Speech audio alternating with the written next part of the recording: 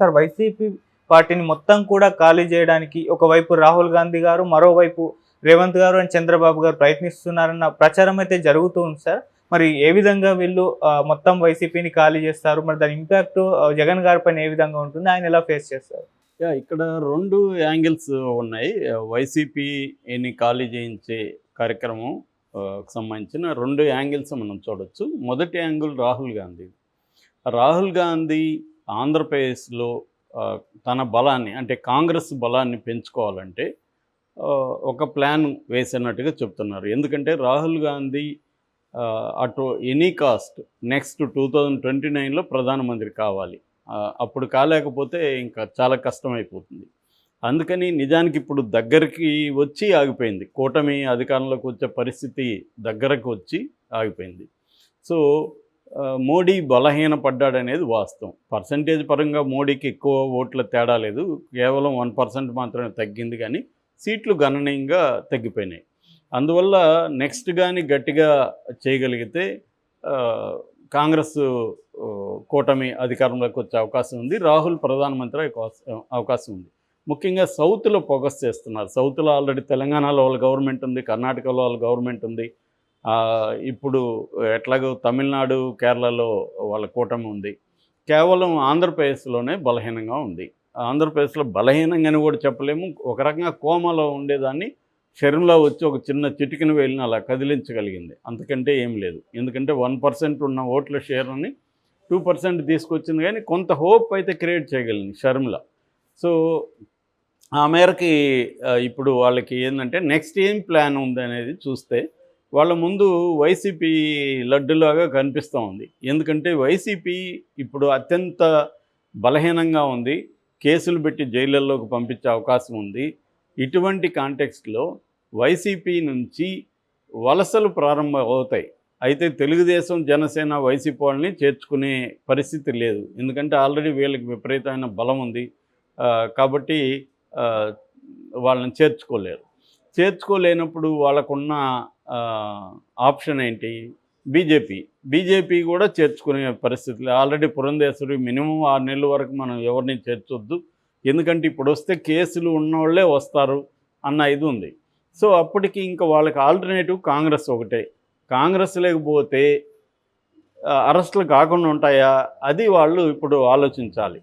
So అప్పుడు Revanth Reddy scheme ఏంటంటే, మీరు ఒకవేళ మిమ్మల్ని అరెస్టులు చేసి ఏమైనా చేసినా జాతీయ స్థాయిలో మేము దాన్ని ఎక్స్పోజ్ చేస్తాం, కాబట్టి చంద్రబాబు కూడా మిమ్మల్ని అరెస్ట్ చేయడానికి కొంత ముందు వెనక ఆడుతాడు. వైసీపీ వాళ్ళ మీద అయితే దూకుడుగా వెళ్తాడు, కాంగ్రెస్ వాళ్ళ మీద అయితే దూకుడుగా రాడు. కాబట్టి మీరు కాంగ్రెస్లోకి రండి అని మాజీ మంత్రులకి రాహుల్ గాంధీ ఆల్రెడీ ఫోన్లు చేస్తున్నాడు అనేది మనకు వస్తున్న సమాచారం. అంటే ఆయనే స్వయంగా ఫోన్లు చేసి మీరు కాంగ్రెస్లోకి వస్తే మీ మీద ఏమన్నా అరెస్టులు చేస్తే జాతీయ స్థాయిలో దాన్ని ఎక్స్పోజ్ చేస్తామని తెలంగాణలో కూడా బలంగా, ఎందుకంటే మీడియా అంతా హైదరాబాద్లో కేంద్రీకృతమైంది కాబట్టి తెలంగాణలో కూడా కాంగ్రెస్ అరెస్టులకు వ్యతిరేకంగా ఉద్యమాలు చేయించడం అవన్నీ చేస్తాం. ఆ రకంగా చంద్రబాబుకి అంత ఇబ్బంది అవుతుంది. ఎందుకంటే తెలంగాణలో కూడా చంద్రబాబు పునరుద్ధరించడానికి ట్రై చేస్తున్నాడు. రెండోది రేవంత్ రెడ్డితో ఫ్రెండ్లీగా ఉండాలనుకుంటున్నాడు. కాబట్టి చంద్రబాబు దూకుడుగా కాంగ్రెస్ మీదకి వెళ్ళడు. రెండోది ఆయనకు కూడా మంచిదే కదా వైసీపీ ఖాళీ అయితే. సో చంద్రబాబు కూడా కోఆపరేట్ చేస్తాడు. సో మీరు కాంగ్రెస్లోకి రండి అనే ఒక ప్రపోజల్ని రాహుల్ గాంధీ పెడుతున్నట్టుగా తెలిసింది. అంటే దీని ఫలితం ఎలా ఉంటుంది అనేది ఇప్పుడే మనం చెప్పలేం, కానీ బట్ వ్యూహం అయితే కరెక్ట్గానే ఉంది. రాహుల్ గాంధీ వ్యూహం అయితే పర్ఫెక్ట్గా ఉంది ఆంధ్రప్రదేశ్లో. ఎందుకంటే కాంగ్రెస్ ఒకప్పుడు కాంగ్రెస్లో ఉన్నవాళ్ళే ఎక్కువగా వైసీపీలోకి వెళ్ళారు. వాళ్ళని మళ్ళీ గర్వాపసిలాగా కాంగ్రెస్లోకి పిలవడం, దాని ద్వారా ఏమవుతుందంటే కాంగ్రెస్ పార్టీ బలోపేతం అవుతుంది. ఆ వచ్చిన వాళ్ళకి కూడా ప్రొటెక్షన్ కూడా ఉంటుంది. ఈ రెండు అంటే ఎప్పుడైనా మనం ఒక ఫేవర్ అడుగుతున్నామంటే వాళ్ళకేదో మనం రిటర్న్గా ఒక హామీ ఇవ్వగలగాలి. నువ్వు నాకు ఇది చేస్తే అది మనం డైరెక్ట్గా చెప్తామా లేదా కానీ రాజకీయాల్లో క్లియర్గా చెప్పాల్సి ఉంటుంది.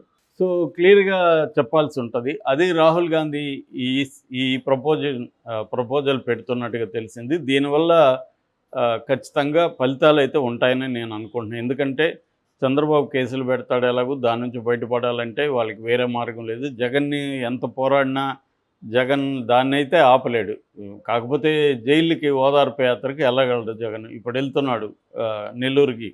అక్కడ పిన్నెల్లి రామకృష్ణారెడ్డి జైల్లో ఉన్నాడు. జగన్ వెళ్ళి ఓదార్చి వస్తాడు. అంత తప్ప జగన్ ఏం చేయగలడు? కాబట్టి ఇది ప్రపోజిషన్. అందుకనే రేపు 75వ వైఎస్ఆర్ జయంతి సీకే కన్వెన్షన్ విజయవాడలో 8వ తేదీన జరగబోతుంది. దీనికి పెద్ద ఎత్తున వస్తున్నారు. ఖర్గే వస్తున్నాడు, సోనియా గాంధీ వస్తుంది, రాహుల్ గాంధీ వస్తున్నాడు, ఏఐసిసి నాయకులు చాలామంది వస్తున్నారు, కేసీ వేణుగోపాల్ వస్తున్నారు. అట్లాగే ఇక్కడ నుంచి బట్టి రేవంత్ రెడ్డి కూడా వెళ్ళే అవకాశం ఉంది. రేవంత్ రెడ్డిని కూడా నిన్న షర్మిల వచ్చి ఆహ్వానించింది 75వ వైఎస్ఆర్ దీన్ని పురస్కరించుకొని. సో వైఎస్ఆర్ లెగసీని కూడా క్లెయిమ్ చేసుకొని కాంగ్రెస్ పార్టీని వైఎస్ఆర్ ఫోటో పెట్టి మొత్తంగా వైసీపీకి ఏదైతే బలం ఉందో దానంతా లాక్కోవడానికి ఒక స్కెచ్ వేస్తున్నట్టుగా మనకు కనబడుతుంది. సో ఇది ఫస్ట్ పార్ట్. సెకండ్ పార్ట్, ఇప్పుడు రేవంత్ రెడ్డి చంద్రబాబు రేపు 6వ తేదీ ఇక్కడ ప్రజాభవన్లో కలుస్తున్నారు. ఇక్కడ వీళ్ళ స్కీమ్ ఏంటంటే, రేవంత్ రెడ్డి ఒక ప్రపోజల్ చంద్రబాబుకి ఇస్తున్న ప్రపోజల్ ఏంటంటే, మేము వైసీపీని ఖాళీ చేస్తాం, మీరు కోఆపరేట్ చేయండి, మీరు అక్కడ ఎవడైతే వైసీపీలో వివిధ ఏరియాల్లో స్ట్రాంగ్ నాయకులు ఉన్నారో వాళ్ళందరి మీద కేసులు పెట్టి ప్రెజర్ చేయండి, అప్పుడు వాళ్ళు చచ్చినట్టు కాంగ్రెస్లోకి వస్తారు. వన్స్ కాంగ్రెస్లోకి వచ్చినాక మీరు కొంత చూసి చూడనట్టు వెళ్ళండి. దాంతో ఒక సిగ్నల్ వెళ్తుంది వాళ్ళకి, కాంగ్రెస్లో ఉంటే మనం సేఫ్, వైసీపీలో ఉంటే సేఫ్ కాదు అన్న సిగ్నల్ వెళ్ళడానికి మీరు కానీ మాకు హెల్ప్ చేస్తే మేము మీకు ఇక్కడ హెల్ప్ చేస్తాము. రేపొద్దున మీకు బీజేపీతో ఏమైనా ఇబ్బందులు ఉన్నా కూటమి మీతో ఆదుకుంటుంది అనేది. చంద్రబాబు కూడా ఏంది, బీజేపీతోనే ఉండలేరు. బీజేపీ చంద్రబాబు మధ్య ఒక నమ్మకమైన స్నేహం లేదు, అనుమానాస్పద పరిస్థితే వాళ్ళది. సో ఎప్పుడైనా బీజేపీ చంద్రబాబుని ఇబ్బంది పెట్టే అవకాశం ఖచ్చితంగా ఉంది. ఎందుకంటే బీజేపీ చరిత్ర చూస్తే అదేదో పాము తన గుడ్లను తానే తింటున్నట్టుగా బీజేపీ తన మిత్రులనే తాను తినేసింది చాలా చోట్ల. మనకు శివసేన ఎగ్జాంపుల్ ఉంది, ఎన్సీపీ ఉంది, తమిళనాడులో ఏఐడిఎంకే ఉంది, పంజాబ్లో ఉంది, అన్ని చోట్ల చెప్పచ్చు మనం. ఎవరీ స్టేట్లో కూడా ఇదే పని చేస్తుంది బీజేపీ. అందుకని బీజేపీతో ఎప్పటికైనా డేంజర్ ఉండొచ్చు, ఎందుకన్నా మంచిది కూటమితో కూడా ఫ్రెండ్లీగా ఉండాలనేది చంద్రబాబుకున్న అండర్స్టాండింగ్. అది ఇప్పుడు సువర్ణ అవకాశంలాగా ఇప్పుడు దొరుకుతుంది ఆయనకి. రెండోది ఏంటంటే, ఒక దెబ్బకి రెండు పిట్టల్లాగా, ఒకటేమో ఇండియా కూటమితో ఆయన దగ్గరగా ఉంటాడు. ఒకవేళ దగ్గరగా ఉన్నాడని తెలిసినా మోడీ ఎంపీకేది ఏం లేదు ఇవాళ. ఎందుకంటే మోడీకి నిన్న ఆయన తృణమూల్ కాంగ్రెస్ ఎంపీ చెప్పినట్టుగా 2 ఊత కర్రలతో మోడీ నడుస్తున్నాడు. ఆ ఊత కర్రలు ఎవరు? ఒక కర్ర చంద్రబాబు, ఒక కర్ర నితీష్ కుమార్. కాబట్టి ఇప్పుడు చంద్రబాబు ఒకవేళ ఈ కూటమితో టచ్లో ఉన్నాడని మోడీకి తెలిసిన మోడీ ఏం చేసుకుంటాడు? ఏం చేసుకునే లేదు. అందుకని చంద్రబాబు ఏంటంటే చాలా తెలివిగా ఈ వ్యూహంలో చంద్రబాబు పాత్ర కూడా క్లియర్గా ఉంది. ఒకటేమో వైసీపీ ఖాళీ అవుతుంది, జగన్ ఒంటరివాడైపోతాడు.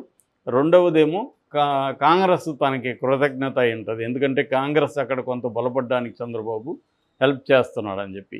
ఇది ఎందుకంటే ఇప్పుడు ప్రధానమైన శత్రువు చంద్రబాబుకి వైసీపీ తప్ప కాంగ్రెస్ కాదు. కాంగ్రెస్ ఇప్పటికిప్పుడు కోలుకోదు, 10 ఏళ్ళు పడుతుంది ఆడ. కాబట్టి అప్పుడు ఆ తర్వాత చూసుకోవచ్చు. ఇప్పుడు బలమైన శత్రువు ఎవరు?